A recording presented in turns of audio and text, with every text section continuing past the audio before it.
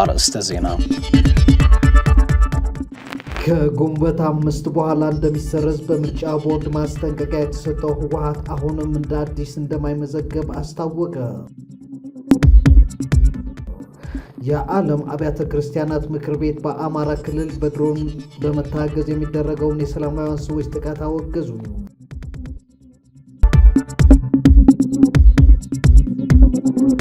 ሰሜን ኮሪያ በዩክሬን ጦርነት ከሩሲያ ጎን ተሰልፈው የሚዋጉ ወታደሮችን ማሰማራቷን አመነች።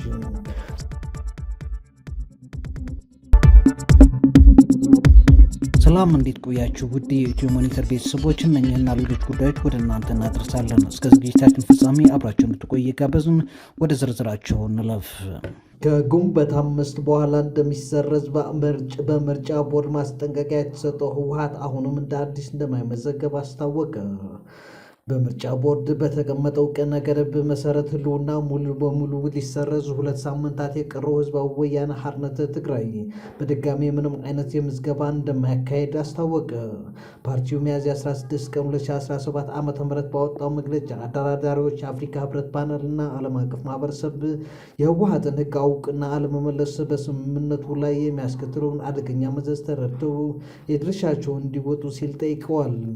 የካቲት 6 ቀን 2017 ዓ.ም የኢትዮጵያ ብሔራዊ ምርጫ ቦርድ ህዝባዊ ወያነ ሓርነት ትግራይ ህወሓት ጠቅላላ ጉባኤ ማድረግን ጨምሮ በህግ የተጣለበትን ግዴታዎችን ባለመወጣቱ ለ3 ወራት ከፖለቲካዊ እንቅስቃሴ መታገዱና ፓርቲው በ3 ወራት የእርምት እርምጃ ሳይወስድ ቢቀር የፓርቲው ምዝገባ እንዲሰረዝ መወሰኑ ይታወቃል። ቦርዱ ፓርቲው እንዲያከናውነው ያስቀመጣቸውን ትዕዛዞች እስካሁን ለመፈጸም ምንም አይነት እንቅስቃሴ እያደረገ የማይታየው ህወሓት በተደጋጋሚ ባወጣቸው መግለጫዎች በምርጫ ቦርድ የተሰጠው እውቅና ቢሰረዝም ባይሰረዝም ህጋዊ ፋይዳ የለውም ሲል መግለጹ ይታወሳል። ህወሓት ባሳለፍነው ሳምንት መገባደጃ ባወጣው መግለጫ ፌዴራል መንግስቱ የተሰረዘው እውቅናና በፕሪቶሪያ ከሰላም ስምምነቱ ጋር ተመልሰዋል። ለሰላም ካለን ፍላጎት በመነሳት የድርጅታችን እውቅና በይፋ እንዲመለስ ለማድረግ ነው ከፌዴራል መንግስት ጋር በተደጋጋሚ ስንነጋገር እየነበር ነው ብለዋል። የፌዴራል መንግስት ከፕሪቶሪያው ስምምነት ውጭ በሆነ መንገድ በምርጫ ቦርድ በኩል ህወሓትን እንደ አዲስ እንዲመዘገብ ለማድረግ አዋጆችና መግለጫዎችን እያወጣ ነው ሲል ኮንነዋል። በፌዴራል መንግስት እየተደረገ ያለው የፕሪቶሪያ ስምምነትን የሚጥስ አካሄድ በተመለከተ ህወሓት ጉዳዩን ወደ አፍሪካ ህብረት ፓነል መውሰዱን ያስታወቀው መግለጫው ፓነሉም የህወሓት ህጋዊ ሰውነት እንዲመለስና እንደ አዲስ መመዝገብ እንደማይገባው በመግለጹ ውጤቱ ምስጋዩ የፓነሉ ስብሰባ ተጠናቆ እንዲቆይ ሀሳቡ ሰጥቶበታል ብለዋል። ነገር ግን ፓነሉ እስካሁን ባለመሰብሰቡ በአጠቃላይ የስምምነቱ አፈጻጸም ሆነ የሚታዩ ጥሰቶችን መገምገም አለመቻሉን አመላክተዋል። የኢትዮጵያ ብሔራዊ ምርጫ ቦርድ ፓርቲያችን ህወሓት የማይመለከቱ አዋጆችን በመጥቀስ መግለጫ በማውጣት ተጠምደዋል ሲል የኮነነው መግለጫው በተደጋጋሚ እንደገለጽኩት እውቅና ለማግኘት በሚል የትግራይን ህዝብ ትግል እንዲኮላሽ አላደርግም ብለዋል። የፌዴራል መንግስት ከፕሪቶሪያ ስምምነት የወጡና በምርጫ ቦርድ በኩል መግለጫዎች ከመስጠት እንዲቆጠብ የጠየቀው ህወሓት ለስምምነቱ መፈጸም በሚጠቅም መልኩ የሰረዘውን የፓርቲውን ህልውና ሊመለስ ይገባል ሲል አሳስበዋል። የዓለም አብያተ ክርስቲያናት ምክር ቤት በአማራ ክልል በድሮን በመታገዝ የሚደረጉ ጥቃቶች አወገዘ። በአማራ ክልል ምስራቅ ጎጃም ዞን ባሳለፍነው ሳምንት በተፈጸመ የድሮን ጥቃት ሰላማዊ ሰዎች መሞታቸው በከፍተኛ ሁኔታ እንዳሳዘናቸውና ድርጊቱ እጅግ እንዳሳሰባቸው የዓለም አብያተ ክርስቲያናት ምክር ቤት ዋና ጸሐፊ ቄስ ፕሮፌሰር ዶክተር ጄሪ ፒሌ አስታወቁ። በአማራ ክልል ምስራቅ ጎጃም ዞን ባሳለፍነው ሳምንት ሐሙስ ሚያዝያ 9 ቀን 2017 ዓ.ም በትምህርት ቤት ዙሪያ በተፈጸመ የድሮን ጥቃት ከ100 ሰዎች በላይ መገደላቸውን የአካባቢው ነዋሪዎችና የዓይን እማኞች ማስታወቃቸውን የተመለከተ ዘገባ መቅረቡ ይታወሳል። ይህ የከፋ ጥቃት በቅርብ ወራት ውስጥ የተፈጸሙ የበርካታዎችን ሕይወት የቀጠፉ ተግባራትን ተጨማሪ ማሳያ ነው። በርካታ ንጹሐንን የቀሰፈ የድሮን ጥቃት እንደ አውሮፓውያን አቆጣጠር በ2024 ተፈጽመዋል ሲሉ ዋና ጸሐፊው መናገራቸውን ምክር ቤቱ ትናንት ሚያዝያ 17 ቀን 2017 ዓ.ም በወጣው መግለጫ አስታውቋል። የዓለም አብያተ ክርስቲያናት ምክር ቤት በንጹሐን በብዛት በሚኖሩባቸው አካባቢዎች የሚፈጸሙ መሰል ጥቃቶችን በእጅጉ ይኮንናል እንደሚኮንንም አመላክተዋል። በተጨማሪ ዋና ጸሐፊው ፔሌቲ ተዋጊ ያልሆኑ ሰዎችን ከጥቃት የጠበቀ መልኩ እንዲሁም በዓለም አቀፍ የሰብአዊ መብት ሕጎችን በጥብቅ ሳይከተሉ በግጭት አካባቢዎች የሚፈጸሙ የድሮን ጥቃቶች እንዳሳሰባቸው አስታውቋል። ፔሌይ የሀገር አቀፍና ዓለም አቀፍ ባለድርሻ አካላት ሁሉን አቀፍ ውይይትና ሰላማዊ መፍትሄ እንደ ብቸኛ የዘላቂ የፍትህና የሰላም መንገድ አድርገው እንዲከተሉ አሳስበዋል። በኢትዮጵያ የሚገኙ የአብያተ ክርስቲያናትና የሃይማኖት ማህበራት አባላት ለፍትህ፣ ለእርቅ፣ ለሰላምና አንድነት ድምፅ እንዲሆኑ እንጠይቃለንም ብለዋል። የዓለም አብያተ ክርስቲያናት ምክር ቤት በተጎጂዎችና ከቤተሰቦቻቸው ጋር በጋራ ይቆማል። ቤተሰቦቻቸውን ላጡና በሀዘን ላይ ላሉ ሁሉ መጽናናት ይመኛል ሲሉም ገልጸዋል። አሜሪካ በሁቲ ኃይሎች ቁጥጥር ስር ባለው የሰሜን ምዕራብ የየመን ክፍል ውስጥ አፍሪካውያን ስደተኞችን ተይዘው በሚገኙበት ማዕከል ላይ በፈጸመችው የአየር ጥቃት ቢያንስ 68 ሰዎች መገደላቸውን የታጣቂ ቡድኑ ቴሌቪዥን ጣቢያ ዘገበ። አልማሲራ የተባለው የሁቲ ቴሌቪዥን ጣቢያ እንዳለው ሰዓዳ ግዛት ውስጥ በሚገኘው ማዕከል ላይ በተፈጸመው ጥቃት ከሞቱት በተጨማሪ አብዛኞቹ ከባድ ጉዳት የደረሰባቸው 47 ሰዎች ቆስለዋል ብለዋል።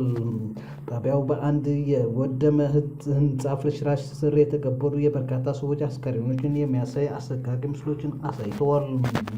ኢትዮጵያውያንን ጨምሮ ከተለያዩ የአፍሪካ ቀንድ ሀገራት በርካታ ስደተኞች አደገኛውን የቀይ ባህር መስመር በህገወጥ መንገድ በማቋረጥ ወደ የመን እንደገቡ ይታወቃሉ። ስደተኞቹ በጦርነት በምትታመሰው የመን በኩል በማቋረጥ የተሻለ ኑሮን ፍለጋ ወደ ሳዑዲ አረቢያና የባህረ ሰላጤው ሀገራት ይጓዛሉ።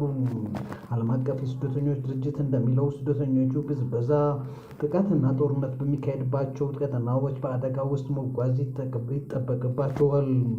በዚህም በባህር ላይ ጉዞ ከሚደርስባቸው አደጋ በተጨማሪ የመን ውስጥ በሚካሄደው ጦርነት ምክንያት ለጉዳት እንደሚጋለጹ ዘገባው ቆይተዋል።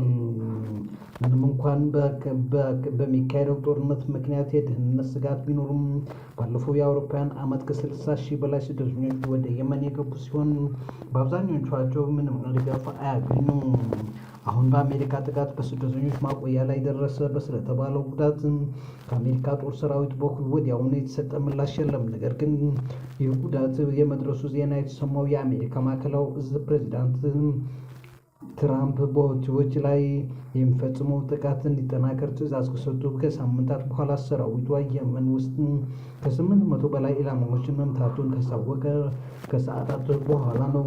የአሜሪካ ጦር በፈጸማቸው ተከታታይ መጠነ ሰፊ የአየር ድብደባዎች በመቶዎች የሚቆጠሩ የሁቲ ተዋጊዎችና በርካታ የሁቲ ቡድን መሪዎች እንዲሁም የቡድኑን የሚሳኤልና የድሮን ፕሮግራሞችን የሚቆጣጠሩ ከፍተኛ ባለስልጣናት ጭምር ተገድሏል ብለዋል። የሁቲ አስተዳደር ባለስልጣናት በበኩላቸው በአሜሪካ የተፈጸሙት ጥቃቶች በርካታ ሰላማዊ ሰዎች መገደላቸውን ያሳወቁ ሲሆን በቡድኑ አባላት ላይ የደረሰው ጉዳት ግን ጥቂት መሆኑን ገልጸዋል። ባለፈው መጋቢት ወር መጨረሻ ላይ በሁቲ የሚመራው የጤና ሚኒስቴር የአሜሪካ አየር ኃይል በቀይ ባህር ዳርቻ ላይ በሚገኘው ራስ ኢሳ በተባለው የነዳጅ ማምረቻ ላይ በፈጸመው ተከታታይ ጥቃት ቢያንስ 74 ሰዎች ሲገደሉ ሌሎች 171 ሰዎች መቁሰላቸውን ሪፖርት መደረጉ ይታወሳል። ሰሜን ኮሪያ በዩክሬን ጦርነት ከሩሲያ ጎን ተሰልፈው የሚዋጉ ወታደሮችን ማሰማራቷን አመነች። ሰሜን ኮሪያ ከሩሲያ ጎን ተሰልፈው ዩክሬንን የሚዋጉ ወታደሮችን መላኳን ለመጀመሪያ ጊዜ አረጋግጣለች። በመንግስታዊ የዜና ወኪል KCNA ላይ በሀገሪቱ ጦር ባሰራጨው ዘገባ ወታደሮቹ በመሪው ኪም ጆንግ ኡን ትዕዛዝ የኩርስክን ክልል ሙሉ በሙሉ ነፃ እንዲያወጣ ተረድተዋል ሲል ገልጸዋል። የፒዮንግያንግ ይህንን ያሳወቀችው የሩሲያ አዛዥ ቫላሪ ግራሲሞቭ የሰሜን ኮሪያ ወታደሮች ጀግንነት ካደነቁ ከጥቂት ቀናት በኋላ ሲሆን ይህም ሞስኮ ተሳትፏቸው በይፋ ለመጀመሪያ ጊዜ ያሳወቀችው ግን ሆኗል። ከሰሜን ኮሪያ የተላኩት 11,000 ወታደሮች መካከል ቢያንስ 1,000 ያህሉ በ3 ወራት ውስጥ መገደላቸውን እንደሚያምኑ ቀደም ሲል የምዕራባውያን ባለስልጣናት ለቢቢሲ ተናግረዋል። ሄራሲሞቭም አክሎም ሞስኮ የኩርስክ ግዛትን ሙሉ በሙሉ መልሳ መቆጣጠሯን ተናግረዋል። ይህ ግን በዩክሬን ውድቅ ተደርጓል። ለመግለጫው ምላሽ የሰጠችው አሜሪካ ሰሜን ኮሪያ ጦርነቱን በማስቀጠሏ ኃላፊነቱን መሸከም አለባት ብላለች። ባለፈው ዓመት ፒዮንግያንግ በሺዎች የሚቆጠሩ ወታደሮቿን ወደ ኩርስክ መላኳን የደቡብ ኮሪያና የምዕራብ ዓለም ሀገራት ዘግበዋል። ወታደሮቹን ለማሰማራት የተወሰነው የፒዮንግያንግ እና በሞስኮ መካከል በተደረገው የጋራ የመከላከያ ስምምነት መሰረት ነው ሲል ከሲኤንኤ ተዘግበዋል። ለፍትህ ሲሉ የተዋጉት በሙሉ ጀግኖችና የእናት ሀገር ክብር ተወካዮች ናቸው ሲሉ ኪም መናገራቸውን ከሲኤንኤ አክለዋል። ሰሜን ኮሪያና ሩሲያ ጥምረት እና ወንድማማችነታቸውን በኩርስክ ያሳዩ ሲሆን በደንብ የተረጋገጠ ወዳጅነት ግንኙነታቸውን በሁሉም መንገድ ለማስፋት ከፍተኛ አስተዋጽኦ እንደሚያበረክት ተናግረዋል። ሰሜን ኮሪያ የሩሲያ ጦርን በድጋሚ እንደምትደግፍ አክሏል። የሰሜን ኮሪያ ወታደሮች የኩርስክ ተልዕኳቸው ካበቃ በኋላ ምን እንደሚሆንና ወደ አገር ቤታቸው ስለመመለሳቸው ከሲኤንኤ አልዘገበም። በኪምና ፑቲን መካከል ያለው የሁለትዮሽ ግንኙነት መጠናከርን ተከትሎ የሰሜን ኮሪያ ወታደሮች ከሩሲያ ጎን ለመሰለፍ መሰማራታቸውን የሚገልጹ ዘገባዎች በጥቅምት ወር መጀመሪያ ላይ ነበር ብቅ ማለት የጀመሩት። ይህም የሩሲያ መሪ ቭላዲሚር ፑቲን እና የኪም ጆንግ ኡን ሁለቱም ሀገራት ጥቃት ከተሰነዘረባቸው እርስ በርስ ለመደጋገፍ የስማሙበት ስምምነት መፈራረማቸውን ተከትሎ የወጣ ነው ሲል ተዘግቧል።